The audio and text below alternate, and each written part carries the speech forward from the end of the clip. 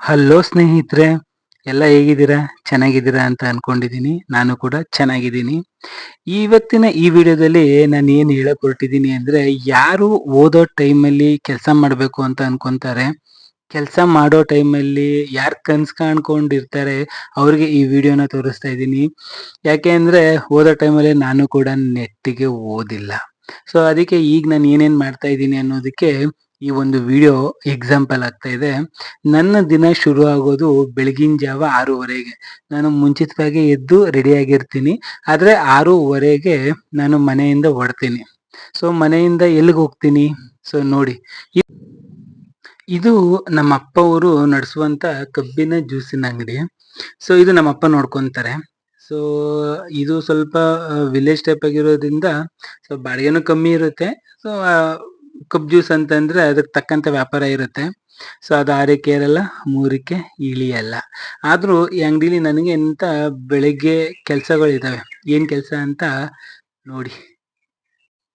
ಅಂಗಡಿನ open ಮಾಡ್ತೀನಿ. So open ಮಾಡಿ ನೋಡಿ, ಇದು ನಮ್ದು ಸ್ವಲ್ಪ ಚಿಕ್ಕ ಅಂಗಡಿ. ಆದ್ರೆ ಕಬ್ ಜ್ಯೂಸ್ಗೆ ಸಾಮಾನ್ಯವಾಗಿ ಎಲ್ಲ ಹಿಂಗೆ ಇರುತ್ತೆ. ನಾರ್ಮಲ್ ಆಗಿ ದೊಡ್ಡ ದೊಡ್ಡ ಅಂಗಡಿಗಳು ತುಂಬಾ ಕಮ್ಮಿ, ಚಿಕ್ಕ ಅಂಗಡಿಗಳಲ್ಲ. ಯಾಕಂದ್ರೆ ಅದ್ರ ತಕ್ಕಂತೆ ವ್ಯಾಪಾರ ಆ ಥರನೇ ಇರುತ್ತೆ. ಹಂಗಾಗಿ ನಮ್ಗೆ ಈ ಅಂಗಡಿ ಸಿಕ್ಕಿದೆ. ಸಿಕ್ಕಿರೋದ್ರಿಂದ ನಾವು ಮಾಡ್ಕೊಂಡಿದೀವಿ. ನೋಡಿ, ಶ್ರೀ ಚಾಮುಂಡೇಶ್ವರಿ ಕಬ್ಬಿನ ಹಾಲು ಅಂತ ಹೆಸರು. ಅದನ್ನ ಎಳ್ದು ಈಚೆ ನಿಲ್ಸಾಯ್ತು. ಈಗ ಏನೇನ್ ಐಟಮ್ಗಳು ಎಲ್ಲ ಜೋಡಿಸ್ತಾ ಇದ್ದೀನಿ. ಅದನ್ನ ನೀಟಾಗಿ ಸೆಟ್ ಆಯ್ತು. ಈಗ ಏನು ನೋಡ್ತಾ ಇದ್ದೀರಾ, ಇದು ರಾ ಕಬ್ಬು. ನೇರವಾಗಿ ರೈತರಿಂದ ಬರುತ್ತೆ. ಮಂಡ್ಯ, ಚನ್ನಪಟ್ಟಣ ಮತ್ತು ಮದ್ದೂರಿಂದ ತರ್ತಾರೆ, ತಂದು ನಮಗೆ ಕೊಡ್ತಾರೆ. ಬಟ್ ಇದನ್ನು ಡೈರೆಕ್ಟಾಗಿ ನಾವು ಕಬ್ಬಿನ ಮಿಷಿನ್ಗೆ ಹಾಕೋಕ್ಕಾಗಲ್ಲ. ಹಾಕಿದ್ರೆ ಅದ್ರ ಕಬ್ಬಿನ ಹಾಲಿನ ಬಣ್ಣನೂ ಚೇಂಜ್ ಆಗುತ್ತೆ ಮತ್ತು ರುಚಿ ಕೂಡ ಕಸ್ರ ಬರುತ್ತೆ. ಸೊ ಹಾಗಾಗಿ ಈ ಕಬ್ಬನ್ನ ಏನಪ್ಪ ಅಂತಂದರೆ, ಮೇಲ್ಗಡೆ ಪದರ ಏನಿರುತ್ತೆ ಲೇಯರ್ನ, ಅದನ್ನು ನೀಟಾಗಿ ಕ್ಲೀನ್ ಮಾಡ್ಕೋಬೇಕಾಗತ್ತೆ. ಸೊ ಅವಾಗ ಮಾತ್ರ ಕಬ್ಬಿನ ಜ್ಯೂಸು ಚೆನ್ನಾಗಿ ಬರುತ್ತೆ. ಸೊ ಆ ಕಬ್ಬನ್ನ ಕ್ಲೀನ್ ಮಾಡೋದಕ್ಕೆ ರೆಡಿ ಆಗ್ತಾ ಇದ್ದೀನಿ. ಆ ಚಾಕು ಏನಿದೆ ನನ್ನ ಕೈಯಲ್ಲಿ, ಅದು ಸಾಮಾನ್ಯ ಚಾಕಲ್ಲ, ಅದು ತುಂಬ ಗಟ್ಟಿ ಇರುತ್ತೆ. ಅದು ಇಲ್ಲೆಲ್ಲೂ ಸಿಗೋದಿಲ್ಲ. ಕೊಳ್ಳೆಗಾಲದಿಂದನೇ ತರಿಸ್ಬೇಕಾಗತ್ತೆ. ತುಂಬ ಗಟ್ಟಿ ಮತ್ತು ಬಾಳಿಕೆ ಚೆನ್ನಾಗಿ ಬರುತ್ತೆ ಅದು. ಸೊ ನೀಟಾಗಿ ಕ್ಲೀನ್ ಮಾಡ್ತಾಯಿದ್ದೀನಿ. ಈ ಕೆಲಸನ ನಮ್ಮ ಅಪ್ಪ ಕೂಡ ಮಾಡ್ತಾರೆ. ಆದರೆ ಅವರು ಕೈ ನೋವು ಬರುತ್ತೆ. ಸೊ ವಯಸ್ಸಾಗಿರೋದ್ರಿಂದ ತುಂಬ ಜಾಸ್ತಿ ಮಾಡೋದಕ್ಕಾಗಲ್ಲ. ಎಮರ್ಜೆನ್ಸಿ ಟೈಮಲ್ಲಿ ಮಾಡ್ಕೊತಾರೆ. ಈಗ ನಾನು ಏನಿದೆ, ನನ್ನ ದಿನ ಬೆಳಿಗ್ಗೆ ಡೈಲಿ ಎಷ್ಟು ಬೇಕೋ ಅಷ್ಟು ಕ್ಲೀನ್ ಮಾಡಿ ಮಡಗಿರ್ತೀನಿ.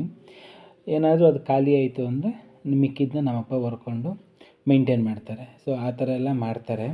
ಸೊ ನೋಡಿ, ಈ ಥರ ನೀಟಾಗಿ ಉಜ್ಜಿ ಅದನ್ನು ಕ್ಲೀನ್ ಮಾಡಬೇಕಾಗತ್ತೆ.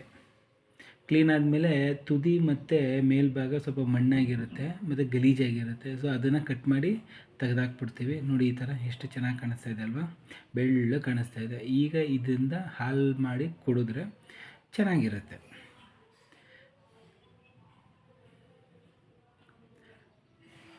ನೋಡಿ, ಇವತ್ತಿಗೆ ಎಷ್ಟು ಬೇಕು ಅಷ್ಟನ್ನು ಕ್ಲೀನ್ ಮಾಡಿದ್ದೀನಿ. ತುಂಬ ಜಾಸ್ತಿ ಕೂಡ ಕ್ಲೀನ್ ಮಾಡೋಕ್ಕೋಗಲ್ಲ, ಯಾಕಂದರೆ ಡಲ್ಲಾಗಿ ಕಾಣಿಸುತ್ತೆ ಕಬ್ಬು. ಮತ್ತು ಆ ಕಬ್ಬು ಏನು ಸಿಪ್ಪೆ ಇರುತ್ತೆ ಅಲ್ವಾ, ಅದನ್ನೆಲ್ಲ ಎಲ್ಲೆಂದ್ರಲ್ಲಿ ಬಿಸಾಕೋಕ್ಕಾಗಲ್ಲ. ಯಾಕಂದರೆ BBMP ಲಿಮಿಟಲ್ಲಿ ಬರೋದು, BBMP ಅವರು ಎಲ್ಲೆಂದ್ರಲ್ಲಿ ಬಿಸಾಕೋಕ್ಕೆ ಬಿಡೋಲ್ಲ. ಇದು ಪಂಚಾಯತಿ ಲಿಮಿಟ್ ಬರೋದ್ರಿಂದ ಅವರು ಕೂಡ ಬಿಡೋಲ್ಲ. ಇದನ್ನು ಹಸುಗೆ ಮೇವಾಗಿ ಹಾಕ್ತಾರೆ. ಇನ್ನು ಕೆಲವರು ತೋಟಗಳಿಗೆ ಹಾಕ್ಸ್ಕೊತಾರೆ, ಗೊಬ್ಬರ ಆಗಲಿ ಅಂದ್ಬಿಟ್ಟು. ನೀವೇ ನೋಡ್ತಿರ್ಬೋದು ಇದು ಯಾವ ಕಲರ್ ಇದೆ. ಮತ್ತು ಇವಾಗ ನಾನು ಫ್ರೆಶ್ಶಾಗಿ ಹಾಕಿರೋದು ಯಾವ ಕಲರ್ ಬರುತ್ತೆ, ಬೆಳ್ಳಗಿರುತ್ತೆ. ಇದೇನಾಗುತ್ತೆ, ಒಂದು 2 ದಿನಕ್ಕೆ ಫುಲ್ಲು ಪುಡಿ ಆಗೋಗುತ್ತೆ. ಪುಡಿಯಾಗಿ ಮಣ್ಣಲ್ಲಿ ಸೇರಿಕೊಂಡು ಗೊಬ್ಬರ ಆಗುತ್ತೆ. ಹಾಗಾಗಿ ತೋಟಗಳಿಗೆ ಹಾಕಿಸ್ಕೊತಾರೆ. ಸೊ ತೊಗೊಂಡೋಗಿ ತೋಟಕ್ಕೆ ಸುರಿತೀವಿ ನಾವು. ಸೊ ಅದಾದಮೇಲೆ ನನ್ನ ಕೆಲಸ ಏನಂದರೆ, ನಾನೊಬ್ಬ ಬೋರ್ವೆಲ್ ಮೆಕ್ಯಾನಿಕ್ಕು. ಅಂದರೆ ನನ್ನ ಕೆಲಸ ಬಂದು ಬೋರ್ವೆಲ್ ಕ್ಯಾಮ್ರಾ ಚೆಕ್ ಮಾಡೋದು. ಸೊ ಇದು ಆ ಕ್ಯಾಮ್ರಾ ಚೆಕ್ ಮಾಡುವಂಥ ಮಿಷಿನ್, ಇದು ಕ್ಯಾಮ್ರಾ. ಇದು ನಮ್ಮಪ್ಪ ಅವರು ಅಂಗಡಿಗೆ ಹೋಗೋಕ್ಕೆ ರೆಡಿಯಾಗಿ ಕೂತಿದ್ದಾರೆ. ಈ ನನ್ನ ಮಗಳು ಯಾರು ಎದ್ದೇಳ್ತಾರೋ ಫಸ್ಟು ಅವಳು ಎದ್ದಿರ್ತಾಳೆ. ಎದ್ದು ಎಲ್ಲರನ್ನೂ ಎದ್ದೇಳಿಸ್ತಾಳೆ. ತುಂಬ ತುಂಟಿ ತೀಟೆ. ತುಂಬ ವರ್ಷ ಆದಮೇಲೆ ಹುಟ್ಟೋ ಮಕ್ಕಳು ಹಾಗೆ ಇರ್ತಾವಂತೆ, ತುಂಬ ಚೂಟಿಯಾಗಿರ್ತಾವಂತೆ. ಹಾಗಾಗಿ ಇವಳು ಸಿಕ್ಕಾಪಟ್ಟೆ ಆ್ಯಕ್ಟಿವ್ ಆಗಿದ್ದಾಳೆ. ಈಗ ನೋಡಿ, ನಾನು ಮನೆಗೆ ಎಷ್ಟು ಗಂಟೆಗೆ ಬಂದೆ ಅಂದರೆ 8:30. ಸೊ ಬೆಳಗ್ಗೆ 2 ಅವರ್ ನನಗೆ ಕೆಲಸ ಇರುತ್ತೆ. ಅದು ಒಂದೊಂದು ಟೈಮಲ್ಲಿ ಚೇಂಜ್ ಮಾಡ್ಕೊತಾ ಇರ್ತೀನಿ. 6:30ಗೆ ಹೋಗೋದು. ನನಗೇನಾದರೂ ಬೇರೆ ಕಡೆ ಕೆಲಸ ಇತ್ತು ಅಂದರೆ 6:30ನ 5:30ಗೆ ನಾನು ಹೋಗಿ ಕ್ಲೀನ್ ಮಾಡಿಬಿಡ್ತೀನಿ. ಸೊ ನನ್ನ ಕೆಲಸ ಅಂತೂ ಡೈಲಿ ರೊಟೀನ್ ಇದ್ದೇ ಇರುತ್ತೆ. ಒಂದು ಅರ್ಧ ಗಂಟೆ ಹೆಚ್ಚು ಕಮ್ಮಿ ಆಗುತ್ತೆ. ಬಟ್ ನನ್ನ ಕೆಲಸ ಏನಿರುತ್ತೋ ಅದು ಇದ್ದೇ ಇರುತ್ತೆ. ಇವತ್ತು ಬೆಳಿಗ್ಗೆ ಯಾವ ಕೆಲಸನೂ ಬಂದಿರಲಿಲ್ಲ. ಸೊ ನಾನು ಮನೇಲಿದ್ದಾಗ ನನ್ನ ಮಗಳನ್ನ ಸ್ಕೂಲಿಗೆ ಕರ್ಕೊಂಡು ಹೋಗೋದು ನನಗೆ ತುಂಬ ಇಷ್ಟ. ಅವಳಿಗೂ ತುಂಬ ಇಷ್ಟ. ನನ್ನ ಜೊತೆ ಸ್ಕೂಲಿಗೆ ಬರಬೇಕು ಅಂದರೆ ಅವಳು ತುಂಬ ಇಷ್ಟಪಡ್ತಾಳೆ. ಹಾಗಾಗಿ ಇವತ್ತು ಹನ್ಸಿಕಾನ ಸ್ಕೂಲಿಗೆ ಕರ್ಕೊಂಡು ಹೋಗ್ತಾ ಇದ್ದೀನಿ.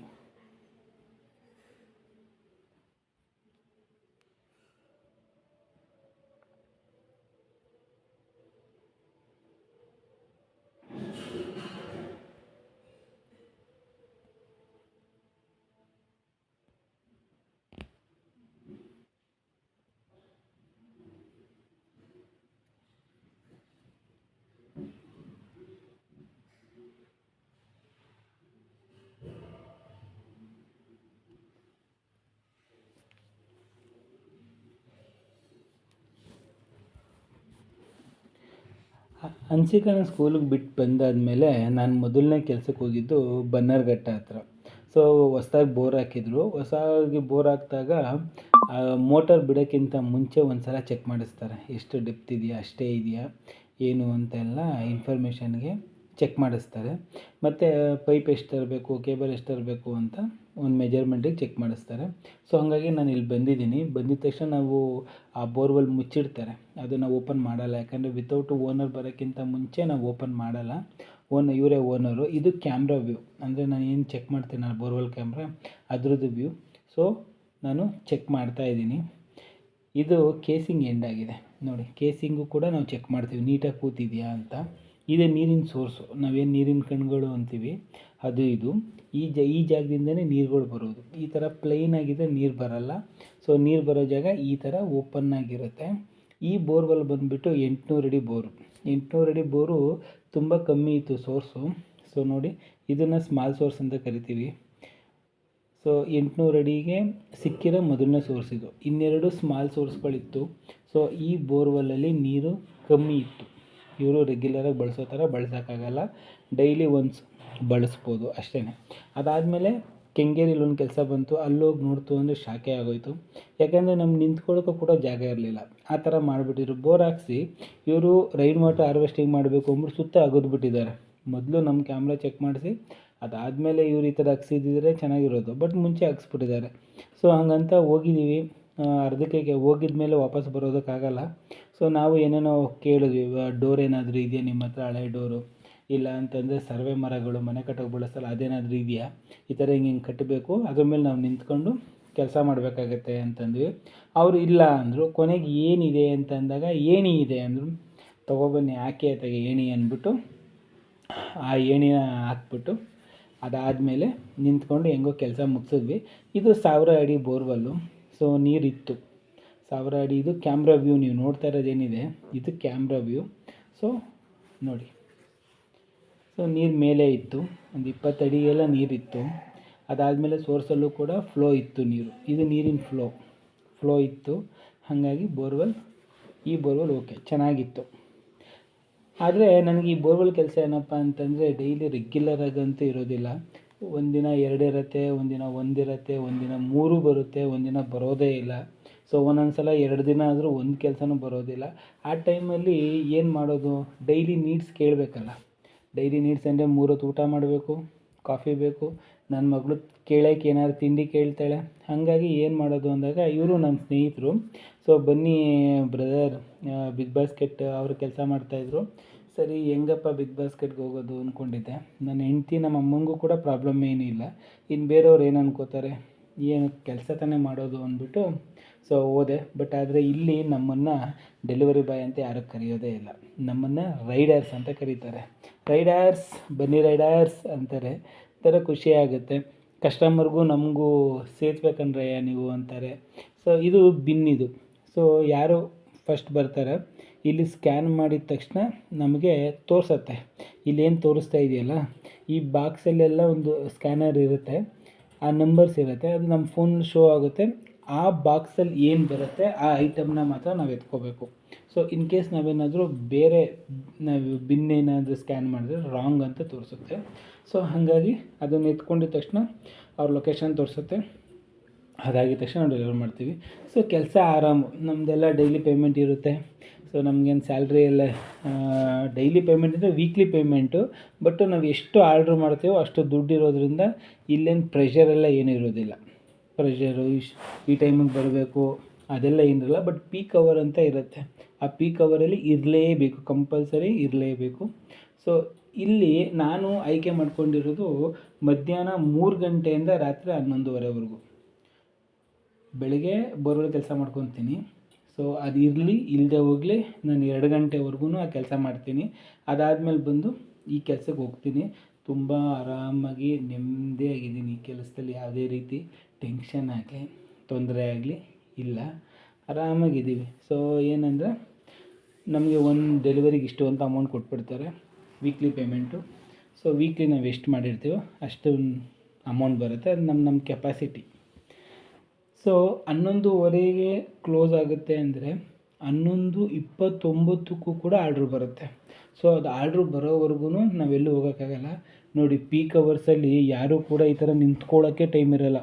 ಎಲ್ಲ ಒಳ್ಳೆ ಪಾದರಸದ ಥರ ಓಡಾಡ್ತಾ ಇರ್ತೀವಿ. ಬಟ್ ಪೀಕ್ ಅವರ್ ಆದಮೇಲೆ ಆರ್ಡ್ರುಗಳು ಸ್ವಲ್ಪ ಕಮ್ಮಿ ಆಗುತ್ತೆ. ಕಮ್ಮಿ ಆದಾಗ ಸ್ವಲ್ಪ ಹರಟೆ ಹೊಡ್ಕೊಂಡು ಮಾತಾಡಿಕೊಂಡು ಹಂಗೆ ಟೈಮ್ ಪಾಸ್ ಮಾಡಿಕೊಂಡು ಇರ್ತೀವಿ. ಒಂದು 5 ಎತ್ತಣ್ಣ ಎದ್ಕೊಳ್ಳಿ.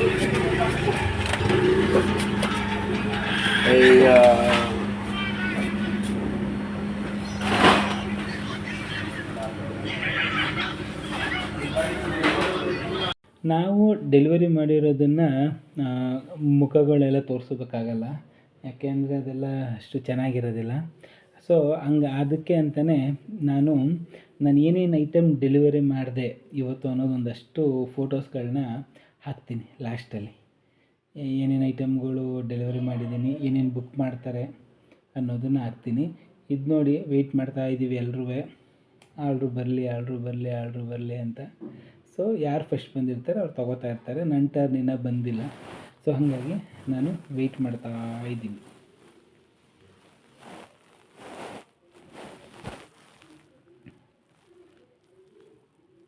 ಈಗ ಟೈಮ್ 11 ಗಂಟೆ.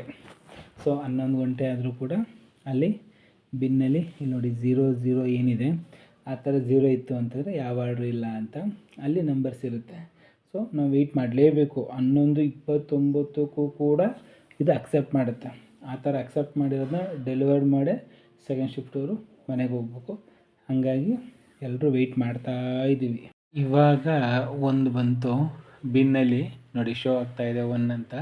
ಸೊ ಈಗ ನನ್ನ ಟರ್ಮು, ಆದರೆ ಟೈಮ್ ನೋಡಿ 11:15 ಆಗಿದೆ. ಬಟ್ ಆದರೆ ತಗೊಳ್ಳೇಬೇಕು, ಆಲ್ರೆಡಿ ಬಿನ್ನಲ್ಲಿ ಬಂದುಬಿಟ್ಟಿದೆ. ಸೊ ಅದನ್ನು ನಾನು ತಗೊಂಡು ಡೆಲಿವರಿ ಮಾಡಿ ಸೊ ಹೊರಡಬೇಕು. ಡೆಲಿವರಿ ಆಗಿದೆ.